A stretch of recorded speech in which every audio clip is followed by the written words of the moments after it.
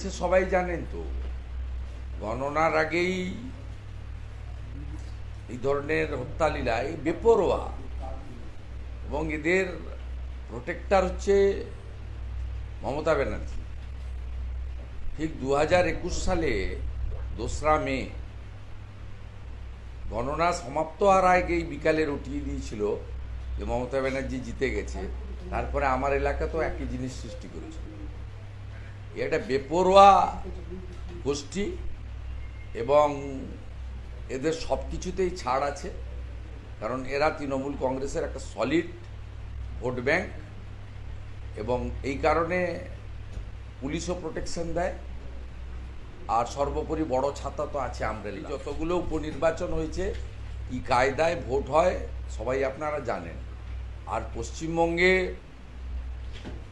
Completely মুসলিমরা তারা consolidate ওয়েতে ভোট দিচ্ছেন। হিন্দুদের কনসলিডেশন শুরু হয়েছে, গ্র্যাজুয়ালি ইমপ্রুভিং, কিন্তু জিততে গেলে বা তৃণমূলকে হারাতে গেলে যে কনসলিডেশন দরকার সে জায়গায় এখনো যায়নি। 2024 সালে লাস্ট লোকসভা নির্বাচন যদি দেখেন তাহলে হিন্দু কনসলিডেশন 54% হয়েছিল। আর আজকের উপনির্বাচন যদি দেখেন এখানে ওরা 1 লাখ ভোটে জিতত। ইলেকশন কমিশন অনেকগুলো মেজার নেওয়ার জন্য এটা আটকে গেছে 50-এর নিচে। ওর বাবা জিতেছিল 47-এ, ও জিতেছে 49-এ। তা আমি আপনাকে বলি আসতে দেন, এখানে দলের থেকেও মুসলিমরা মুসলিম ক্যান্ডিডেটদেরকে ভোট দিচ্ছে বেশি করে। সাগরদিঘিতে তৃণমূল হেরে গেছিল শুধু হিন্দু প্রার্থী দিয়েছিল বলে, মমতা ব্যানার্জির আত্মীয় দেবাশিস ব্যানার্জিকে দাঁড় করিয়েছিল বলে বাইরন বিশ্বাসকে ভোট দিয়েছিল। ঠিক একই কারণে বহরমপুরের ভোটারদের একটা বড় অংশের প্রিয়জন অধীর চৌধুরীকে তারা ভোট দেয়নি, যিনি বাংলা বলতে পারেন না, যার ক্রীড়াক্ষেত্রে পরিচিতির বাইরে কোনো পরিচিতি ছিল না, তাকে ইউসুফ পাঠানকে ভোট দিয়েছে মুসলিমরা, যেহেতু তিনি মুসলমান। অতএব স্বাভাবিকভাবে এখানে মুসলিম ক্যান্ডিডেটকে এই কালীগঞ্জেই আপনি দেখতেন যদি তৃণমূল হিন্দু প্রার্থী দিত তাহলে হয়তো কাবিল উদ্দিন শেখ জিতে যেত। এই যে কমপ্লিট ধর্মীয়ভাবে ভোট দেওয়া, এটা হিন্দুদের থেকেও মুসলমানদের মধ্যে পশ্চিমবাংলায় বেশি করে হচ্ছে। 19-এ একটু শুরু হয়েছিল, 21-এ আরও বেড়েছে, তারপরের প্রত্যেকটা ভোটে এর প্রতিফলন ঘটেছে এবং সেই একই প্রতিফলন আপনি আজকে এখানে দেখতে পেয়েছেন। আমি যেটা আপনাকে বলি, বিজেপি তো 42%-এর মধ্যে ঘোরাঘুরি করেছে। আমি যাই, সুকান্তবাবু যান, শ্রমিক ভট্টাচার্য যান, আমরা তো এর বাইরে ওই এলাকায় বিজেপি প্রায় নিষিদ্ধ ছিল। স্থানীয় কার্যকর্তারা মঞ্চ মাইক বাঁধলে, পতাকা টাঙালেই তো নেতারা বা পদাধিকারীরা গিয়ে সভা করবেন বা কর্মসূচি করবেন।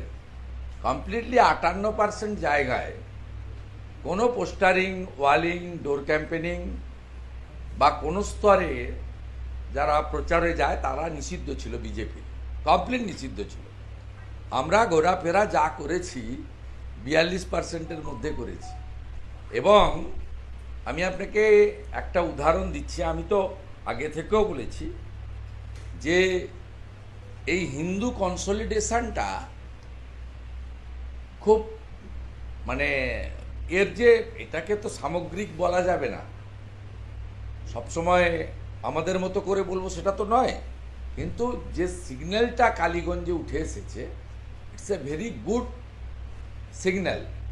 এইটা যদি 26-এ পশ্চিমবাংলার বিশেষ করে 220 সিটে, যেখানে আপনার হিন্দুরা চাইলে এই ধরনের জোট বেঁধে তাদের মনোনীত প্রার্থীকে জিতিয়ে দিতে পারেন, মুসলিমরা ফ্যাক্টর হবে না।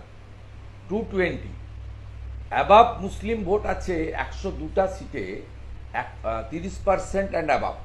তার মধ্যে বেশ কটা বিজেপিও জিতেছে, 30%-এর উপরেও বেশ কিছু সিট আছে যেখানে লাস্ট 21-এ বিজেপিও জিতেছে, সংখ্যাটা কম হলেও। কিন্তু যেখানে আপনি কিছু করতে পারবেন না সেটা হচ্ছে 74, বাকি 220 সিটে আপনার কিন্তু এই যে সিগন্যালটা আজকে হিন্দুরা দিয়েছেন, ওরা ভোট দিতে কম গেছেন, তার মধ্যে 3টে কারণ আছে। আমরা সেটা আগেই জানতাম।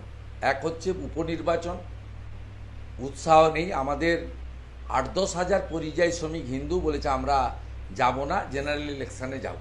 এটাতে তো সরকার পরিবর্তন হবে না, আর আমরা যাওয়ার পরেও মার্জিন হয়তো কমবে, আপনারা জিততে পারবেন না। বাংলা খবর, আপনার রাজনীতি, আপনার আওয়াজ।